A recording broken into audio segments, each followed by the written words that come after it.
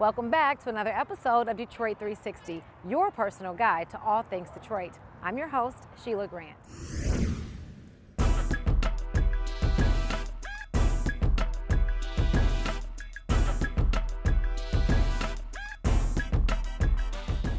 The Detroit Police Department has teamed up with University Prep High School to provide a program for students interested in applying to the Police Academy. This next piece, Young, Black, and Blue, explores that program along with some of its participants. When somebody says F the police, I think they're talking about the system, a system in which black people, and particularly black young men are villainized, and because they're villainized, they're treated a certain way by the cops or by the system that produces these police officers. And so it's not necessarily saying every individual police officer, but it's a saying, I think, that shows the disdain for that system that produces police officers that are driven by stereotypes or driven to mark one particular group of people as being villains or anything like that. So I think that it's a valid statement. I think that it definitely just shows the anguish that people may feel in dealing with the system of the policing system that produces police.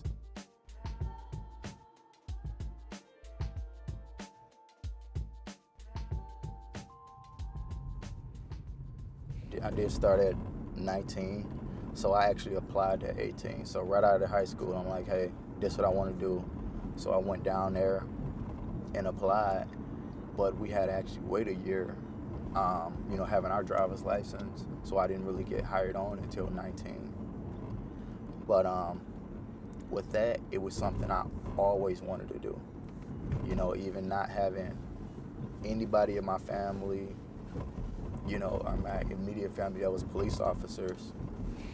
All of my family was into medical and, nursing and stuff like that. But I was kind of that little kid that I always wanted to be the cop, instead of the the robber. My little cousins or, some people, they, all right, well, Payne, you always want to be the cop. Let us be the cop sometime. So, that's what pushed me. I just seen it simply watching, coming from, 7 and Hoover. I never seen many police officers, come through the neighborhood. And, when I did see them, I'm like, oh man, it was usually when something happened. So I really try to go through or go back in our neighborhoods and actually let them see that we are out here. So in case we do have those couple of people that's just not used to us, being around, you go out, you talk to them. So maybe that can be some motivation for one of those people that want to do it. But you get the streets or your neighborhood, everybody want to talk down on you. Oh, no, don't be the police. Oh, you're going to be the hood, what they call it, the 12. So, a lot of people get deterred from that. I'm actually from recruiting, so actually what we out here trying to do is actually give some information to, our guys, man, especially, in the police. You guys working? Huh? You guys working? Yeah. So, have you ever thought about doing law enforcement or anything? No? Okay. How y'all feel about it? Huh? Go on, talk to me, man. You know how it go. Huh? You know how it go. It's cool when they helping. You know what I'm saying? And what's the other way you say? You know how it gets sometimes when you look like us, man. Okay. We need more of our own people doing this job. So like when you said, they look like us, I'd rather get stopped by somebody that look like us, right? But my biggest problem I've been facing is a lot of my guys don't want to do it, and when I ask, hey, why? What's the problem? For the most part, God can't even really give me a real answer. I hear a lot, oh man, they've been messing with me, or, they stop me and just harass me. And I say, think about it, man. Y'all are from the city. You know what to look for, Yeah, but you also. It's a lot Huh? of, it's a lot of other You can't things. cut the lights on just because you see 24s. Right, I'm gonna say this though, but what I can, because a lot of people don't think, everybody kind of forget and they think that the law is on their side. So I'm gonna just say this, 24s, most of the time that the rim, the extra tire stick above, outside the rear wheel, that's a ticket. So granted, I'm not gonna stop you directly for those rims, but those tires are sticking outside the sidewalls of your car, right? So what you look for when you see a white, or what's the image you get on a white man in a Mercedes Benz? So if I see that and I'm over on Linwood and Dexter, probably buying some dope. Could be absolutely wrong. But if you're out looking for, say the drugs or the guns, you gotta know exactly what to look for or what sticks out of place. What look out of place to y'all gonna look out of place to us. No, I feel it though. For But sure. y'all, I definitely understand we need more black people being police officers. But and I don't even think it gotta be black. It's just all minorities. Because no doubt about it. we not, if I go to Southwest, I don't understand nothing about over there. Yeah. So I try to stay in the hood. So versus you get an officer from Southwest, they're gonna go and they're gonna stick over there. Yeah. So we all human. You might see all of us hanging together. Then you might look over here, you see all of them hanging together. And versus, that's just how it goes. Yeah, But I know it do make a big difference, especially seeing like me. I see a lot of people I went to school with. I went to Osborne, or anybody from the city, because they be like, oh, and I still send this shit. So they be like, oh man, you stay right up. And they be like, oh man, it changed their perception. But you gotta help change it too. You know what I'm saying? But all right, fellas, man, I really appreciate cooking with y'all. That might be the first time they ever had somebody even just sit and actually talk to them. But for the most part, the biggest problems is, like I said, we can't answer why we don't want to be the police, or even if it's not even police, it's just doing stuff in your community in general in a positive light. I see a lot of guys, they'll go back to their neighborhood or they'll live somewhere else, but they'll go sell dope in their neighborhood or, do things like that, but yet you won't go and do something positive, pass out some food or something like that. And I ask a lot of guys, hey, well, what you doing right now, giving back, anything. I don't care what it is. Even if you freaking passing out, candy to kids, just whatever. And a lot of them, they ain't not doing nothing. But then they, complain about the stuff that is being done, just not their way. I say, well, if you want it your way, you gotta, as they always say, you want something done your way, you gotta do it. Yeah, calling radio 5343. So you gotta come out and make a difference some way, somehow, even if it's just one person you talk to or two people, whatever. Recovered that vehicle that was crashed into barbershop. Everything makes a difference. 339 East Warren. But you gotta want to do it. When you think about the training that the police need, I think there are some issues that we haven't figured out psychologically how to get into the heart and minds of our police. Because at the end of the day, there's a spirit of arrogance that goes with being a police officer, not only because he's carrying a weapon, but because he has authority.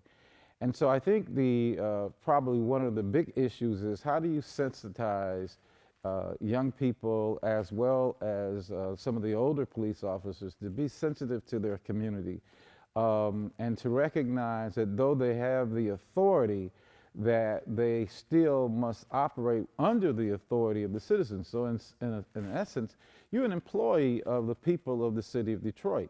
You're an employee of the citizenry. And how do you see these citizens as your employer? So I think that's the first perspective, is that as though that they first have to understand that the people that they serve are also the people who pay their salary. Okay, and like I told the last group, pick a side and stay there, okay? Pick a side, stay there. If you're the second person, give the first person time to work that overhang, see what he can see. When he say he's set, then you come up and you start doing your thing. Okay?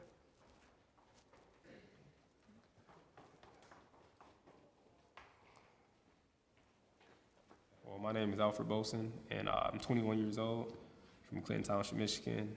Well, the first day here was something I never experienced before. It was crazy. It really felt like I was going to the military, like a military boot camp. Like, I didn't know what to expect. We in here, I had to cut all my hair off, facial hair, so I'm like uncomfortable, and all these different faces, all these different people, so I didn't know what to expect. And we was all in the gym, and so we're just waiting for at least like 20 minutes. And then next you know, the tax staff came in, you know, the uniform on looking crispy, everything was crisp. They had the hats, and I'm like, oh, it's game time, it's on now, like, it's about to start. It was like a very surreal moment too, cause like, I did so much to get here, you know, being turned away the year before, and then I'm actually here now, so I'm like, wow, it's like, here we go, like, let's do it. But it was nothing that I expected. They came in guns blazing. And I actually got in trouble because I was looking around, you know, just taking it all in, like, wow, I'm really here, like, I'm really here. And I was excited. And, you know, that's like a rule that you don't break. You're supposed to keep your head straight and like look forward. So I'm like, oh, wow. So I forgot who it was who came up to me, but one of the tax staff came up to me and was like, you see somebody you know? I'm like, sir, no, sir. I'm like, and I'm scared. My heart just dropped. I'm like, oh, he's like, all right, keep your eyes forward. I'm like, sir, yes, sir. And at that moment, I'm like, yes, it's not a game no more. This is like real life. Like, you here, it's like, you know, it's time to get serious. I was into like Texas Ranger Walker, like that TV show, Bad Boys. And, you know, those are kind of like my idols, you know, Will Smith and Martin Lawrence. Like, I really looked up to them in like those movies and how they acted and stuff, that brotherhood that they had. And, you know, I thought it was real cool, and it really, you know, sparked my interest in, you know, becoming a police officer. And, you know, as I got older, I realized it was more to it than just, you know, police chases and, you know, foot pursuits and shootouts and stuff like that. But it's like, you know, more about the people and actually helping people and, you know, actually being there for them. So it's like, it's something I'm really passionate about, you know.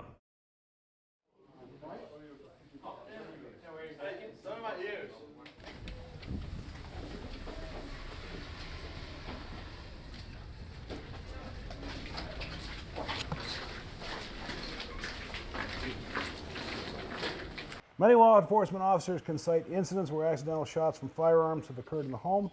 Truly, these are not accidental shots. They are negligent shots. I do not believe in an accidental discharge. I believe in a negligent discharge. If you discharge this weapon when you do not intend to discharge it, it is negligence, plain and simple. Accidents are two vehicles going along the road and they accidentally collide. That's an accident. An accident is when you walk outside, you slip and fall on the ice. That is an accident. If you shoot somebody or discharge your weapon when you do not intend to, it is negligence. I was excited, so, you know, I'm telling my friends, these like some close friends I grew up with and stuff. Like, some of them was like, oh man, you know, like, congratulations, like, that's cool. And then some of them was like, why you want to be doing what? Calling me pigs and stuff like that. You a pig? Really? Come on now, you gonna do us like that? I'm like, what are you talking about, man? I'm like, you never had any type of like encounters with the police, so like, why is it an issue? Like, no, man, all police officers are racist and stuff. You know, they against us and stuff like that. I'm like, it's not even like that, you know. Before the academy, you know, is looking at the news and stuff like that, and how they had, like, you know, put it out there, like, they would say, like, cop beats unarmed black man. And so it's definitely gonna have you like, oh, wow, like, why would they do something like that, you know? Without, you know, hearing a full story. And like, a lot of people are, you know, biased towards the, you know, police because of the news and the way they word things and stuff like that, how they portray the police. If they put themselves in their shoes, you know, like, I think they have a better understanding. This is the line of work that I want to be in, you know, and we all sign up to, you know, serve and protect. But in like every, you know, organization, like, there's always a bad apple. And, you know, I wouldn't want the community to, like, you know, judge us all based off, you know, that person, you know, on his actions, because, you know, all cops are not like that, you know. Right now, culture plays a larger role in the life of our kids. But when you bring these resources and they become mentors, they become mirrors of our community, then our kids can say, hey, I want to be a police officer because I want to be what you are. And what you bring to me is value. You help me see law enforcement from a different perspective. I'm not going to be very long. I am going to invite up Chief Craig. And let's give him a nice The decisions you make now can and could affect you for the rest of your life. I know you probably hear that quite a bit, yes? Yeah, a bad decision could send you in the wrong direction. So risk-taking, setting goals, staying focused, and never be deterred and make good decisions. That's kind of my message in a real short wrap-up, but so you had a question.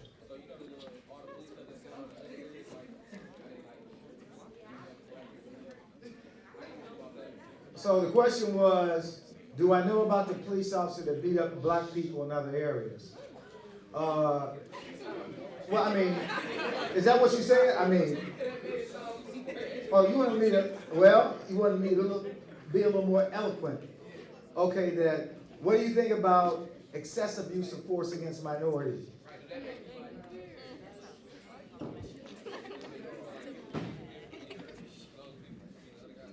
You know, absolutely it has an impact. Oftentimes I say with the internet, something that didn't exist years ago, if something happens in California, if something happens in New York relative to police, it touches Detroit.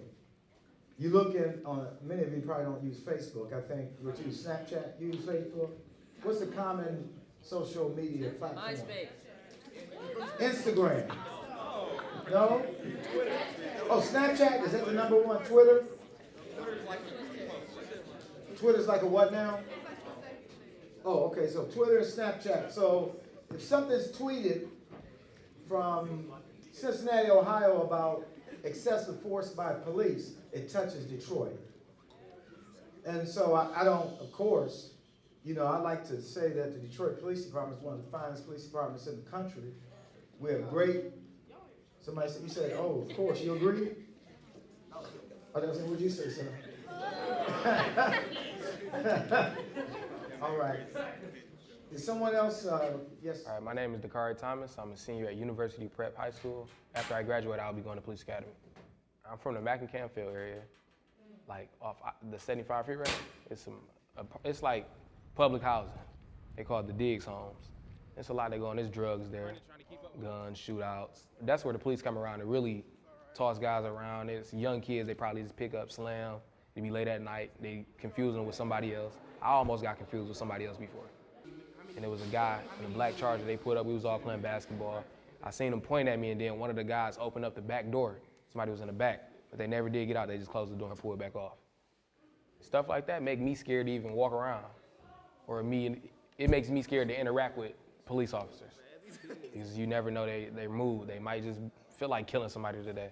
You don't know. And then there's so much on the social media, all you see is the cops killing, and you can watch videos. So it's not like somebody telling you verbally. You're watching the videos. They might have did something wrong before, but the person already be in handcuffs or be on the ground or they already be detained and they still get shot somehow. I want to be a police officer because, you know, that's something I always want to do since I was little. And I see all the brutality going on. Maybe I could change that, or maybe I could change the way people think about police. People always try to avoid police. They don't even want to call on police when something happens because they think it might be a bad outcome. So maybe I could switch some of that, and maybe guys that's in my footsteps, you know, upcoming police officers, even police officers that's already there might see me make a change and follow me. For me to police my community would give me some power.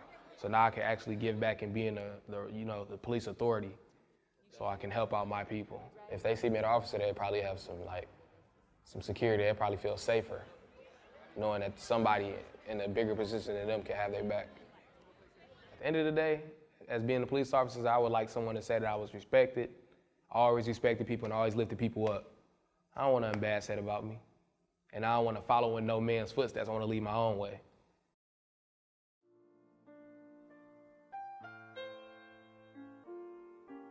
I would tell young brothers that's considering going into law enforcement that, you know, you can be the change. If you think there's an issue with police, you can be that change. You know, you can be that police officer that's not driven by stereotypes, that's not driven by prejudice. I think that Detroit is a very good example of what happens when people from the community police the community. Before we had a large number of black people on the police force in Detroit, you know, you had things like Big Four, you had stress, which you had majority white officers that targeted black communities and black people. Police brutality, injustices, and it produced a huge riot. I think about the young man that just lost his life, the police officer, Darren Weathers. There's videos of him, you know, being able to go in the community and talk with the kids and play around the basketball with the kids. I think that's important because somebody from the community can do that. They know the neighborhood, they know the community. This is somebody that kids can look up to as a hero. And so I think that any young person that's thinking about going into the police force, you know, don't let nothing stop you. You know, don't think that you're going to go in and you're going to be the kids call it you the ops or you a snitch or anything like that.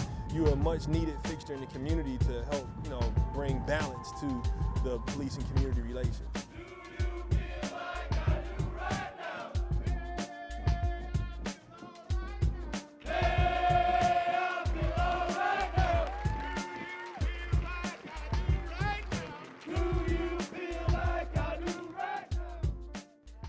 There's nothing worse than wasting time.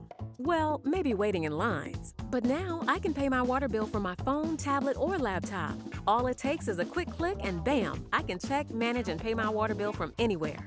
That means more time with the family at Rouge Park, more time for myself on the Riverwalk, or just at home on Outer Drive. I can pay my water bill anywhere. It's that easy. So skip the line and pay your bill online. Visit www.detroitmi.gov/paymywaterbill to register today. Next up, I had a chance to sit down and talk with Dakari, the student you saw in an earlier clip, who was looking to enroll in the Detroit Police Department's Police Academy after graduating high school. Tune in to this brief interview as we chat about Dakari's apprehension to share his career plans with his friends, how he plans to make a difference in the community when he becomes an officer, and also the impact he feels social media has on police-civilian relations. In your earlier interview, you talked about the impact of social media and how it has on the perception of police officers. Can you expand on that a little bit for me? By that, I was saying, like, back in the day, I guess you guys heard it from the news or something, or 2 days later or whatever. Now you can actually see it. Sometimes it's live, or they just post a video, and millions of people see it and see what's going on. And so how do you think that impacts things, being able to see things versus just hearing it on the radio? Like how it impacts people? Mm-hmm. Or you? Oh, you don't feel safe around the police. So you feel like every time you see a cop, you gotta, you know, stay low key or something. Or you don't feel safe, yeah, period. So how do you handle that? Like, how do you live with that feeling? Me? Yes. I feel like I can change it. That's why I want to be a police officer. Because there's still some videos that you see on social media with police interacting with kids. So there are some good cops out there that you can kind of link up with and then change it. I mean, to other people, just pull a cop to the side and talk to them. You can get a vibe from them. I mean, you can be aware of stuff, though. Like, you can look at a person and tell if they're, you know, on the wrong side or not. And then sometimes it's not even black police doing the brutality to the black people. So what is it sometimes? The white people, the white police. Okay. And so how can you look at someone? Tell me, like, how you would look at someone and see. I mean, I think some adults, period, just sometimes have a bad day. So they take it out on people around them. So maybe someone might be having a bad day and they take it out on one of the victims or something. What would be your method? Like, how would you handle things different so that you aren't on the bad side of things, as you say? Just respect people. And tell me some ways. Treat them how I would want to be treated. Okay, and what are some ways? I talk to them calm, make sure they feel safe when I approach them. Easy things. Okay. Now, do you think that things change when they're in the heat of the moment, and that's why some officers may, you know, have also had that same thought process as in the heat of the moment, what do you mean by that? Like, in the heat of the moment, and you know, if they feel that they're in danger or the something. Officer? Right. Mm-hmm. Like how would you approach that differently if you feel that you are possibly in a moment of danger and not able to be that calm, respectable, you know, If I feel like if I'm in the heat of a a moment, I should just call for backup. I shouldn't have to shoot or pull out a gun. I've been trained for it, so I'm saying, I'm not yet, but when I'm a police officer, I've been trained in situations like that. I got a gun in the badge. They're obviously more terrified of me than I am of them. So, they might think twice before doing something. Okay. Now, you also mentioned that you have known since you were a child that you wanted to be a police officer, right? Yeah. So things have changed in the 8 years that you've decided for that to be your path, your career path. So how has social media more or less made that impact? Because you are able to see things more than you're just hearing things. And has that made you more inclined to want to be an officer, or has that shied you away just a little bit? So talk to me about that. It made me more inclined because now I want to help my people. People look at cops and people look at black men that want to be cops and say, oh, well, he a snitch, nah, he a pig, or we can't hang around him. But I'm here to help y'all. You might need me one day and I can help you.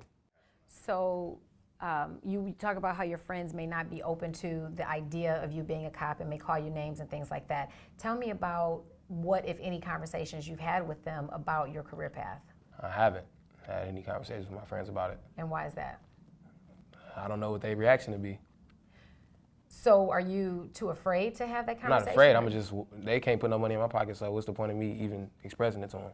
Do you think, though, that you might be able to reach them and give them a different perspective and help them to see things from your side of things, to not be afraid, but to be more embracing, and even maybe that could be a career path that they might choose? No, they're not. I mean, they got to be open-minded about it first.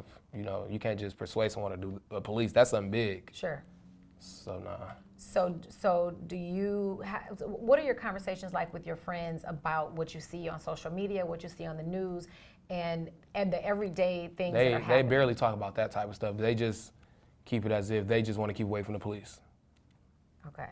So what's something that you think that children would like to hear, or would benefit from hearing from you or from the I feel like you just got to be real with them. Like a person my age, just talk to them, you was in this spot before. You were my age before, you know what I go through. Don't try to act like you never been through nothing, you was always the good kid or whatever. Okay.